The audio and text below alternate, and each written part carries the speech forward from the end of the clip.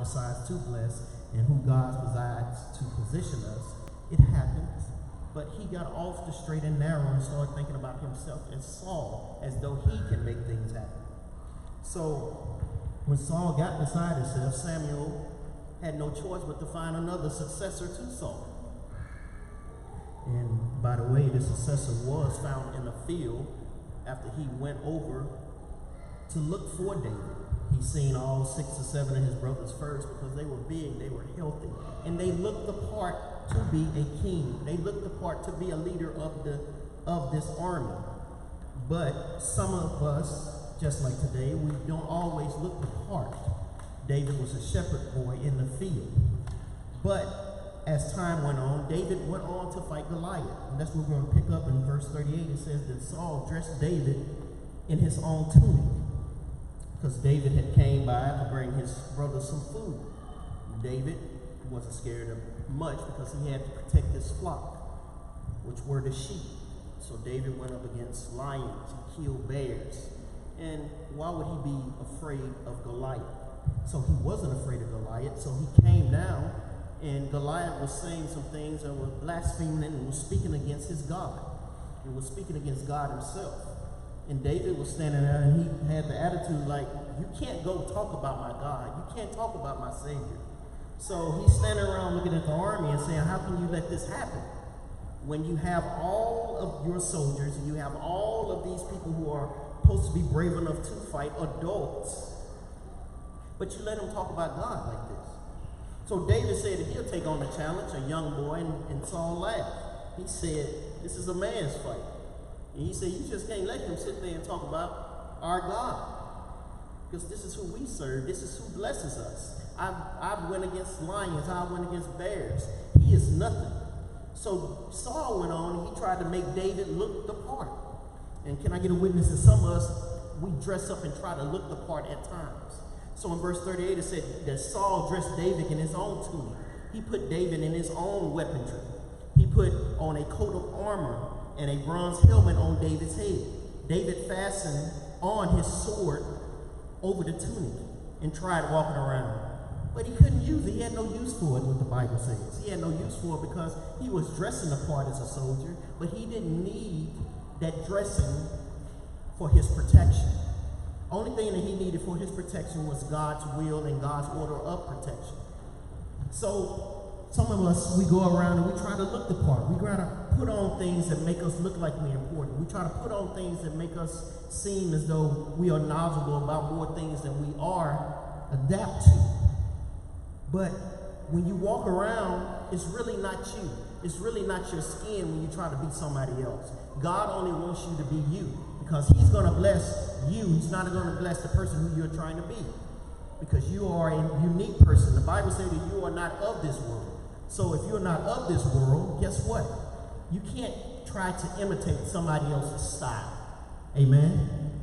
And then he said that I can't go out in these. That's what David told Saul. King Saul, I can't go out in these because I have no use for them. This is not me.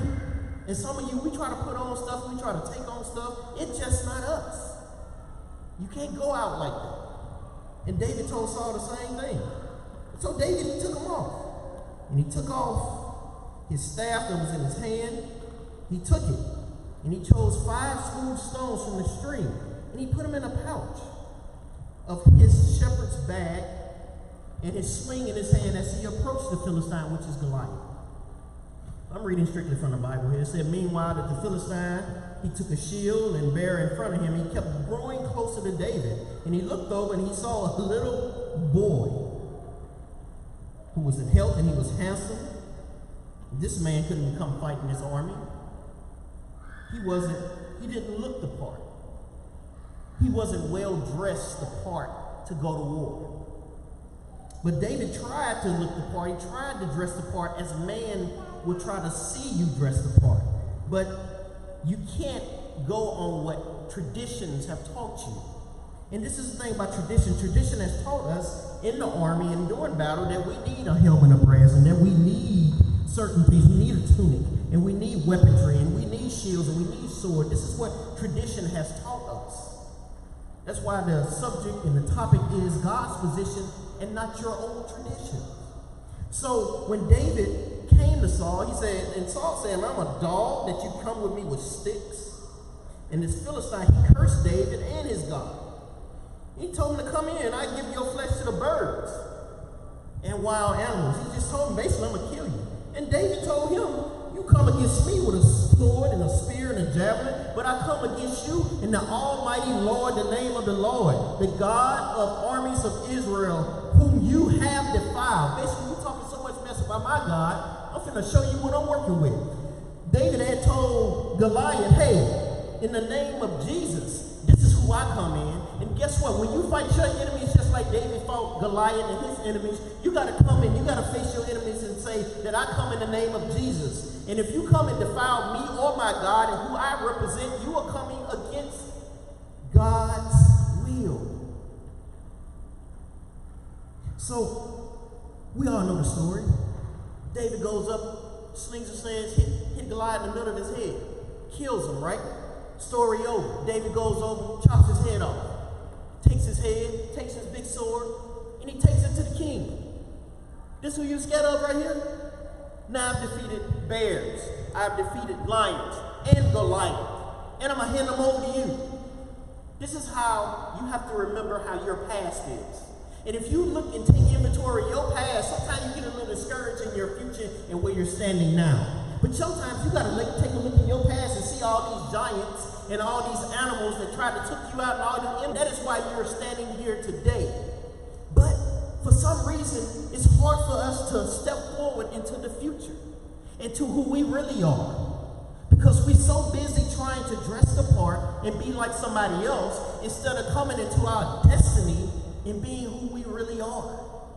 God is telling us, hey, I'm trying to bless you, but I can't bless the imitated clone of you. I can't bless the process you. I have to bless the original you. I have to bless you for who you are. You can't put on some clothes and think that you all fancy. God said, I'm trying to take you to another level higher than who they are. Tradition. Let me tell you something about tradition. Tradition teaches you to be like somebody else. What do you mean by that, Pastor? Because your grandpa and your grandma and your mother and your father have taught you that this is the way that you need to go and this is the way things have to be. Because I'm going to teach you the way. But God has made you a special being. God is saying that I've made you completely different.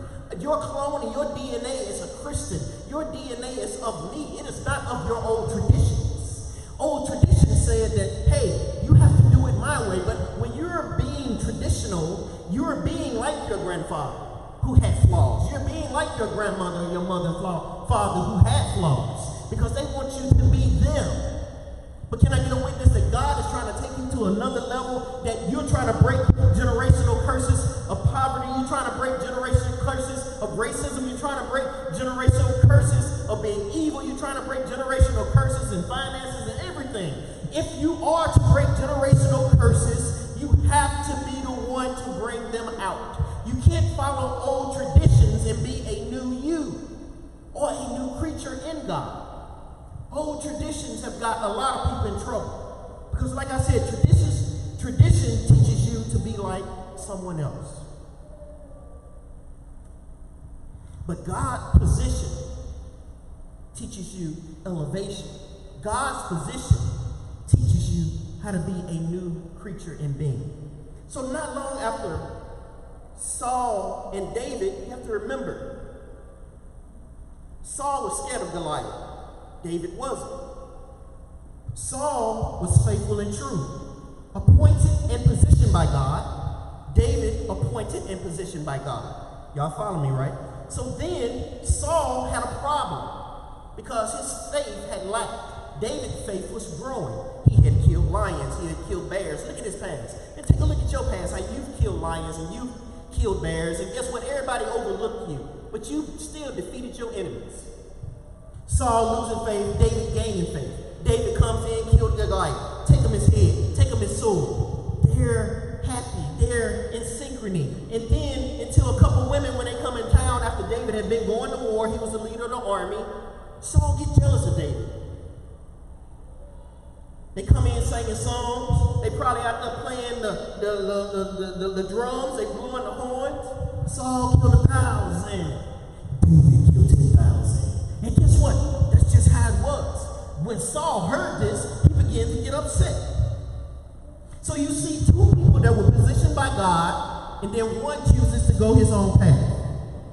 But Saul became unfaithful, and he thought he was God-like. And he tried to kill someone who God had positioned, who God had appointed to a special position, or someone who was trying to replace Saul. When God positions you, you cannot be replaced. When man positions you, it is for his own motive. And you can always be Lord of many colors. He was over the whole finance department, the gross national product of a nation. But God positioned him. But the king thought he had positioned him. He was running the place from the prison. But you have to realize that when God positions you, he doesn't always make you the king, but he makes you run things. You have to always think that, hey, just because, everybody wants to be a boss in this day and age. But it's more than one way to be the boss. If you control the money, you control the situation. And this is how Joseph was in his position. So when I look into Webster's and I look up position, which God positioned us, position is a place where someone or something is located or has been put. An act of placing or arranging, such as laying down of the proposition or a thesis. And it also goes on to read that an arranging in a order. So it has to be order. A point of view adopted and held to made by my position on an issue that is clear. To point or area occupied by a physical location. This is all position. A certain arrangement of body parts. This is what position is. So when God positions you, you have to be in these things, what it's saying right now. First of all, you have to be available. In Webster, it says you have to be someone or something that's located in a certain place. And then it goes on, it points out you have to be at a certain location. This is a position. So people always go, you was in the right place at the right time. No, you was at the right position. And then position is also described in Webster's as a certain arrangement of body parts. So if you are there positioned, you have to be postured to receive what God is trying to give to you. This is all position. Position is location. Position is availability. And position is also the posture that you have to be in to receive. Amen? Now, tradition versus position. Tradition is the transmission of customs or beliefs from generation to generation, or the fact of being passed on in this certain way. An inherited or established or customary pattern of thought. Let me read that again. An inherited, established, or customary pattern of thought, action, or behavior, such as religious practice or a social custom. So let me tell you a couple things about tradition.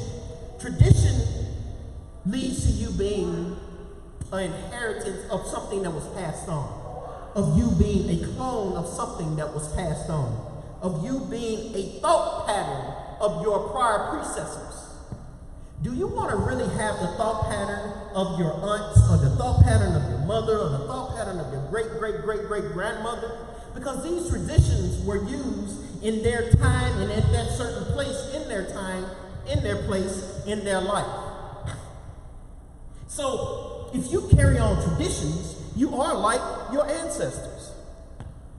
So where were your ancestors? Where were my ancestors? I'll tell you what my ancestors were enslaved. My ancestors were just barely hanging on. They were waiting for somebody to tell them what to do at a certain time and a certain day.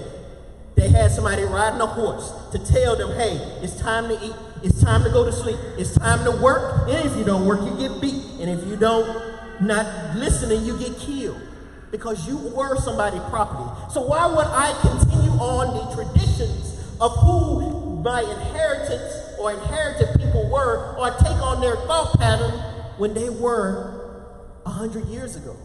But these traditions are keep passing on. And that's why we always have a problem with poverty. That's why we always have a problem with our financial issues. That's why we always have a problems with relationships. That's why we are always in problems and having problems with God, because we are still in the traditions of the old. When we have to take position by God. My God, you have to learn how to position yourself. One, posture yourself. That's a position to receive from God. Two, be in the right place at the right time and the location at the right time in order to be positioned. Three, faithful in praying.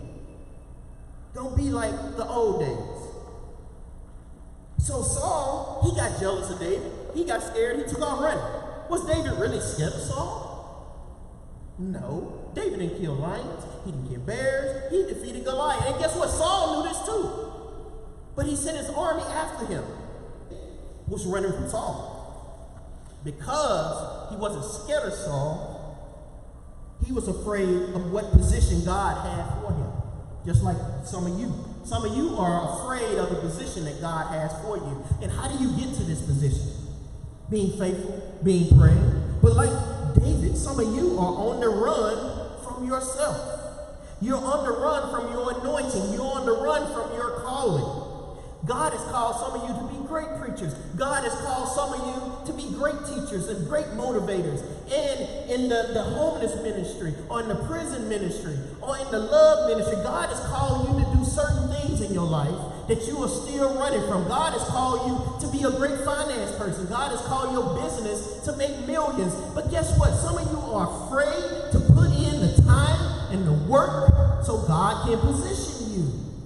But if you give yourself over to God and surrender yourself and surrender your old stubborn mind and thinking away of old traditions, have had things, and be ready to get positioned by God, watch how much you will be blessed, and watch your elevation on how God will bless you. Sometimes you have to be reminded that those giants in the past, they were defeated that you defeated in the past. And what you've gone through in the past, guess what? It's the past. Now it's time for the future. You are a new creature. You are a new position creature. And you are not chained down and bound down by your old traditions. Now, the only thing that you have to do, because we're scared and we're afraid, because it's something new and it's uncharted territory, we have to act on faith and jump out of the boat to our destiny. The doors of the church is open. Now you have to come to God. You have to come to yourself, and you have to say, hey, this is starting to be a problem with me being afraid and having fear. Fear is of Satan. Fear is of the enemy. See, that's just a trick, and it's just smoke screen that the enemy tries to put up because he knows it'll throw you off your course. The enemy wants us to pull back when we get scared instead of move forward. We can't be and do what tradition has always taught us to do. But because tradition has always acted on fear. Our biggest enemy is we are afraid to move forward. We are afraid to jump out of the boat to our destiny. We are afraid to step into a new dimension. We are afraid to venture out on the unknown. But as long as we have faith and we have God with us and before us, and because he has positioned us, and because we have cut the chains in our past to our old traditions, and we have cut the things in our past to how we used to do things and how our grandma used to do things, and we are going on to the future. We've gone on to our real, true purpose. Position yourself. Posture yourself to receive. Posture yourself to get all that God has for you. And enlarge your capacity to receive. God wants you to receive. He's not trying to fill your hands. He's trying to fill your future.